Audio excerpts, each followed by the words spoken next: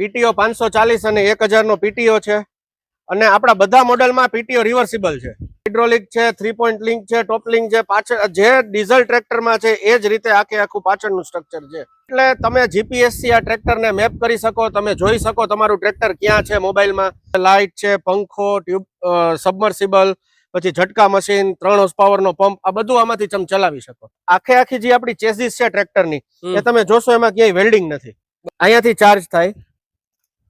ભવિષ્યમાં guarantee warranty આમાં શું તમે આપો છો? નમસ્કાર ખેડૂત મિત્રો, આજે આપણે આવી ગયા છે સિગ્નેસ મોટર રાજકોટ, જ્યાં બનાવવામાં આવે છે ઉર્જા ઇલેક્ટ્રિક ટ્રેક્ટર. ઇલેક્ટ્રિક ટ્રેક્ટરમાં એસેમ્બલી લાઈન ધરાવતી ભારતની એકમાત્ર કંપની 9000 સ્ક્વેર મીટરમાં ફેલાયેલી છે અને જેની વાર્ષિક કેપેસિટી છે 3500 ટ્રેક્ટરની. અને આપણી સાથે જે કંપનીના ઓનર વિરાજભાઈ, જે આપણે ટ્રેક્ટરની તમામ માહિતી આપશે. આપણી પાસે અત્યારે 4 મોડલ છે. એક છે 12-15 હોર્સ પાવરની શ્રેણીનું, બીજું છે આપણી પાસે 18-20 હોર્સ પાવરની શ્રેણીનું, અને ત્રીજું છે આપણી પાસે 23-25 હોર્સ પાવરની શ્રેણીનું, અને એમાં 4x4 નું મોડેલ પણ ઉપલબ્ધ છે આપણી પાસે. મિની ટ્રેક્ટર રેગ્યુલર આપણું હોય એને આપણે 8 કલાક આસપાસ આખીએ એટલે 1000 થી 1200 રૂપિયાની આસપાસનું લગભગ ડીઝલ આવે. તો આપણું જે આ ટ્રેક્ટર છે તમારું, તો ઈ 8 કલાક હાલે તો આમાં કેટલો ખર્ચ આવે? ફક્ત ને ફક્ત 20 રૂપિયાના ચાર્જિંગમાં આ 8 કલાક ચાલે.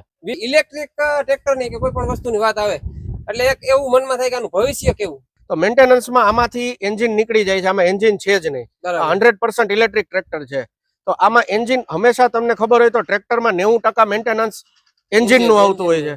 તો ફિલ્ટરનું મેન્ટેનન્સ છે, ઓઇલના છે, એરના છે, ટાઈમિંગ બેલ્ટ, ટેપેટ, આ બધું આમાંથી નીકળી જાય છે. એટલે મેન્ટેનન્સ કોસ્ટ આની ઓલમોસ્ટ 1% નથી આવતી ડીઝલ ટ્રેક્ટરની સામે. ટ્રેક્ટરની વિશેષતાઓ અને એની અંદર શું શું ફીચર્સ છે, શું શું સિસ્ટમ આવે છે એ સમજાવો. આપણા ટ્રેક્ટરમાં એડીડીસી હાઇડ્રોલિક આવે છે, બરાબર છે, પ્લસ પીટીઓ આવે છે. પીટીઓ 540 અને 1000 નો પીટીઓ છે, અને આપણા બધા મોડેલમાં પીટીઓ રિવર્સિબલ છે. રિવર્સ ને ફોરવર્ડ બે છે? રિવર્સ ને ફોરવર્ડ બે છે. બરાબર. પાછળ આપણે હાઇડ્રોલિક છે, 3 પોઈન્ટ લિંક છે, ટોપ લિંક છે, પાછળ જે ડીઝલ ટ્રેક્ટરમાં છે એ જ રીતે આખું પાછળનું સ્ટ્રક્ચર છે. તમે ડીઝલ ટ્રેક્ટરમાં જેટલી વસ્તુઓ યુઝ કરી શકો એ બધી વસ્તુ આમાં તમે યુઝ કરી શકો. બરાબર છે. તો પછી આની હાઇડ્રોલિક કેપેસિટી કેટલી આવે છે? હાઇડ્રોલિક કેપેસિટી ની વાત કરીએ તો 15 HP નું જે ટ્રેક્ટર છે એમાં 400 કિલોની હાઇડ્રોલિક કેપેસિટી છે. 20 HP ના ટ્રેક્ટરમાં 600 કિલો છે અને 25 HP ના ટ્રેક્ટરમાં 800 કિલો છે. ડીઝલ ટ્રેક્ટર કરતા બી આમાં અન્ય વિશેષતાઓ ઘણી બધી છે. જેમ કે તમારે ખેતરમાં કે વાડીમાં જયારે ડીમ પાવર બી નથી તો એક નાનું એવું એક ઇન્વર્ટર આવે, એ ઇન્વર્ટર જોઈન્ટ કરી અને આમાંથી તમે ઊંધો પાવર પાછો લઈ શકો. તમે લાઇટ છે, પંખો, ટ્યુબ, સબમર્સિબલ, પછી ઝટકા મશીન, 3 હોર્સ પાવર નો પંપ, આ બધું આમાંથી તમે ચલાવી શકો. આ એક ટાઈપની પાવર બેંક થઈ ગઈ તમારે. એ ઉપરાંત અમે અમારા બધા ટ્રેક્ટરમાં આઈઓટી આપીએ છીએ. આઈઓટી એટલે તમે જીપીએસ થી આ ટ્રેક્ટરને મેપ કરી શકો, તમે જોઈ શકો તમારું ટ્રેક્ટર ક્યાં છે મોબાઈલમાં. ઈ ઉપરાંત તમે ભાડે દીધું છે કે ભાગિયાને દીધું છે તો તમે જીપીએસ થી જીઓ ટેગિંગ કરી શકો. કે માની લો કે તમારા ખેતરની બહાર તમારું ટ્રેક્ટર નીકળે તો તમારે મેસેજ આવી જવો જોઈએ કે ભાઈ મારું ટ્રેક્ટર બહાર ગયું છે, અથવા તો ટ્રેક્ટર બંધ થઈ જવું જોઈએ. તો એ બધી સુવિધા બી અમે આમાં આપીએ છીએ. એક મોટો પ્રશ્ન છે કે ભવિષ્યમાં ગેરંટી વોરંટી આમાં શું તમે આપો છો, અને કદાચ ને આમાં કઈ મેન્ટેનન્સ આવે બેટરીમાં તો એમાં ખેડૂતને કેટલો ખર્ચ આવી શકે? આ આખા ટ્રેક્ટર ઉપર અમે 1 વર્ષની વોરંટી આપીએ છીએ અને બેટરીમાં અમે 3 વર્ષની વોરંટી આપીએ છીએ. એ ઉપરાંત બેટરીમાં 2 વર્ષની પેઇડ વોરંટી આપીએ છીએ.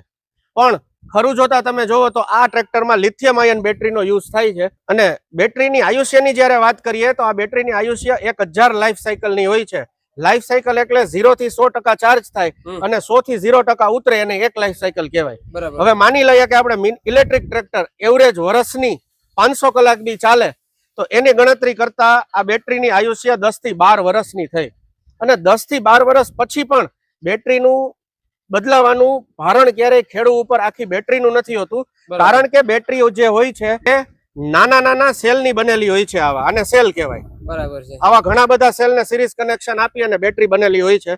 તો જ્યારે બેટરીની પરફોર્મન્સ ડાઉન થાય છે ત્યારે આ જે સેલ નબળા પડ્યા હોય એ 2-3 સેલ કાઢી અને તમે નવા સેલ નાખી દો એટલે બેટરીનું પરફોર્મન્સ નવી બેટરી આખી બેટરી બદલાવાની ક્યારેય જરૂર હોતી નથી.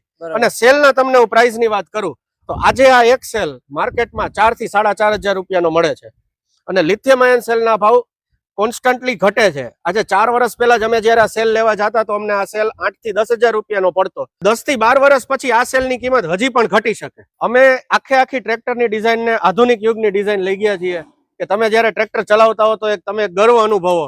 આખી product make in India product છે, આપણી પોતાની જ બનાવટ છે. અને ખાલી બનાવટ નહીં, આ ડિઝાઇનિંગ બી અમે પોતે જ કર્યું છે. હું તમને એક ઉદાહરણ રૂપે આપું તો આખી જે આપણી ચેઝીસ છે ટ્રેક્ટરની, એ તમે જોશો એમાં ક્યાંય વેલ્ડિંગ નથી. અમે આ કમ્પ્લીટલી વેલ્ડલેસ ચેઝી ઉપર લઈ ગયા છીએ. ઇવન જે બોનેટની ડિઝાઇન છે એ બી આપણી પોતાની જ ડિઝાઇન છે. પખેડવામાં આંકવાના હોય છે, આંતરખેડમાં આંકવાના હોય છે. તો આમાં જારી કઈ રીતે આવે છે ટ્રેક્ટરની? 15 HP ના ટ્રેક્ટરમાં 28 અને 32 ની જાળી આવે છે. બરાબર છે. 20 HP ના ટ્રેક્ટરમાં 28 થી 39 ની જાળી આવે છે. 28, 29, 32, 33 અને 37, 39. બરાબર. અને 25 HP ના ટ્રેક્ટરમાં 31 થી 39 ની જાળી આવે છે. એ ઉપરાંત બી આપણે પોળું કરવું હોય તો ડટા મારી અને તમે પોળું કરી શકો. ડગરા બજારમાં આવે છે. હા, ડગરા બજારમાં આવે છે. સ્ટાન્ડર્ડ ડગરા મારી અને તમે પોળું કરી શકો. કેટલી રેન્જ સુધીના કિંમત છે આમાં? આ ટ્રેક્ટર બધા અલગ અલગ મોડેલ, અલગ અલગ વેરિયન્ટ 4 લાખ થી લઈ અને 7 લાખ સુધીમાં ઉપલબ્ધ છે. એને ચાર્જિંગ કઈ રીતે કરવાનું? કેટલી વારમાં ફૂલ ચાર્જિંગ થઈ જાય અને પાછું કેટલી વાર ચાર્જિંગ હાલે? ખેડૂત મિત્રો, આ ટ્રેક્ટરનું ચાર્જિંગ પોઈન્ટ અહીંયા છે. બરાબર. અહીંયાથી ચાર્જ થાય. આ ચાર્જિંગની ગન છે, એ સીધી અહીં ભરાવી દેવાની હોય છે. બરાબર. આ ટ્રેક્ટર 15 એમ્પિયરના પ્લગમાં ડીમ પાવર સિંગલ ફેઝમાં ચાર્જ થાય અને બેટરી જો 0 થઈ ગઈ હોય તો 0 થી 100% કરવામાં 6 કલાક થાય અને બેટરી આશરે 15-20% હોય તો એ 4.5 થી 5 કલાકમાં ફૂલ ચાર્જ થઈ જાય. પછી વર્ક કેટલી વાર કરે ટ્રેક્ટર ફૂલ થઈ ગયા પછી? 7 થી 8 કલાક. પછી ડિપેન્ડ કરે કે પાછળ કયું ઓજાર ફિટ કરેલું છે. અને હા, ખેડૂત મિત્રો, આ હતું ઉર્જાનું ઇલેક્ટ્રિક ટ્રેક્ટર. આ ટ્રેક્ટરની વધુ માહિતી માટે તમને ડિસ્પ્લે ઉપર કંપનીના નંબર આપેલા છે, એમાં કોન્ટેક્ટ કરી શકો છો.